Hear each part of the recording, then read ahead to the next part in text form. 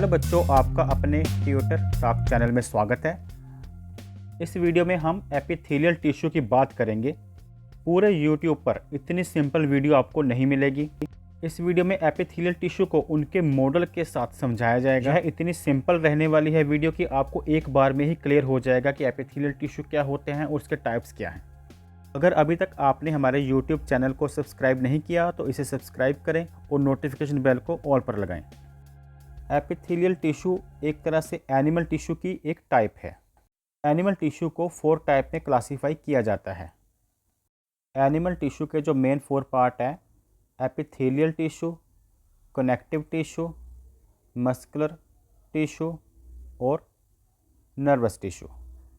Animal tissue को इन main 4 part में classify किया जाता है और इन्हें फिर आगे भी सब डिवाइड किया जा सकता है, आगे भी क्लासीफाई किया जा सकता है।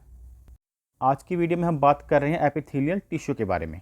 It is the protective tissue of animal body, यानी कि एक तरह से एनिमल बॉडी के क्या होते हैं, प्रोटेक्टिव टिश्यू, प्रोटेक्शन का काम देते हैं। नेक्स्ट पॉइंट है हमारा, this tissue serves as a covering और lining for a body part. ये टिश्यू एक तरह से बॉडी की कवरिंग और डिफरेंट ऑर्गन की लाइनिंग का काम करता है।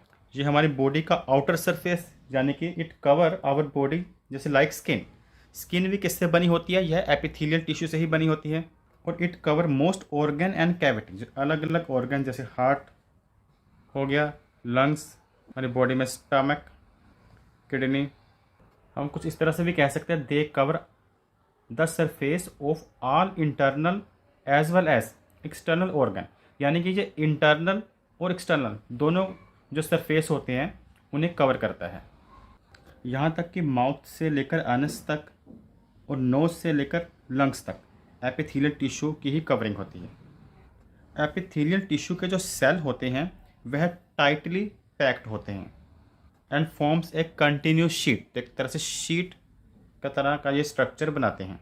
ये एपिथेलियल टिश्यू को आगे हम 4 टाइप में क्लासीफाई कर सकते हैं। स्क्वैमस एपिथेलियम, क्यूबॉइडल एपिथेलियम,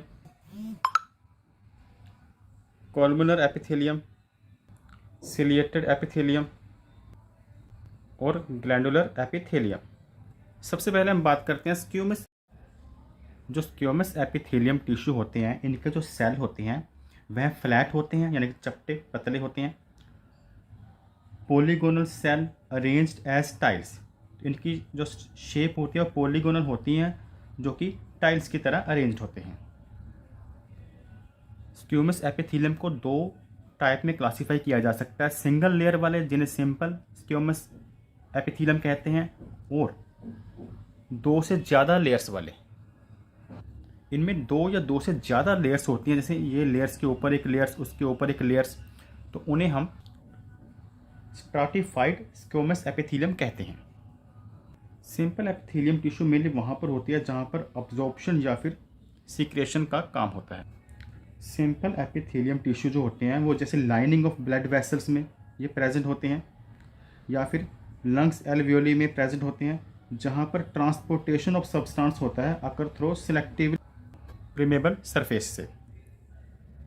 और जो स्ट्राटिफाइड स्क्वैमस एपिथेलियम टिश्यू होते हैं यह जैसे मेन स्किन में प्रेजेंट होते हैं। इसके अलावा ये जो स्ट्राटिफाइड स्क्वैमस एपिथेलियम टिश्यू है यह ओसोफेगस, यानी कि वो वाला पाइप जो मुंह से स्टमक को जोड़ने वाला पाइप होता है, उसमें प्रेजेंट होते हैं। इनका मेन फंक्शन होता है protection against mechanical injury and also block the entry of germs. Next type आती है क्यूबॉइडल एपिथेलियम टिश्यू। अगर ध्यान से देखें तो इनके सेल का जो स्ट्रक्चर होता है वह क्यूब लाइक स्ट्रक्चर होता है। अगर पोजीशन की बात करें तो क्यूबॉइडल एपिथेलियम टिश्यू जो होता है यह ग्लैंड्स में, जैसे सैलिवरी ग्लैंड्स या फिर kidney tubule, germinal layer of ovary. इनका जो फंक्शन मेनली होता है सीक्रेशन या फिर अब्जॉर्प्शन का, यह ऑर्गन को मैकेनिकल सपोर्ट देने का काम करते हैं। नेक्स्ट हम बात करते हैं कोलमुलर एपिथेलियम टिश्यू। यह टिश्यू प्रेजेंट होता है बॉडी के जिस पार्ट में अब्जॉर्प्शन या फिर सीक्रेशन का काम होता है।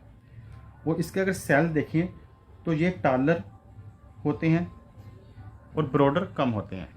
इनका पिलर लाइक और कॉलम लाइक स्ट्रक्चर होता है, लंबे लंबे होती हैं ये। और ये कहाँ पर प्रेजेंट होते हैं? यह प्रेजेंट होते हैं lining of stomach. Lining of stomach के अलावा ये प्रेजेंट होते हैं inner line of small intestine, या फिर रेस्पिरेटरी ट्रैक्ट, यानी कि नाक से लेकर लंग्स तक का जो पार्ट होता है उसे हम रेस्पिरेटरी ट्रैक्ट बोलते हैं। तो इसका मेन फंक्शन क्या होता है? कोलमनर एपिथेलियम टिश्यू का ऑर्गन को प्रोटेक्शन प्रोवाइड करना, अब्जॉर्प्शन करना और सीक्रेशन करना। नेक्स्ट इसके बाद आता है सिलिएटेड एपिथेलियम टिश्यू। इसमें क्यूबोइडल या फिर कोलमनर यानी कि बड़े बड़े लॉन्ग सेल होते हैं, उन पर कुछ हेयर लाइक स्ट्रक्चर बना होता है और इस हेयर लाइक स्ट्रक्चर को ही हम सीलिया बोलते हैं, इसलिए इसे सिलिएटेड एपिथेलियम टिश्यू कहा जाता है।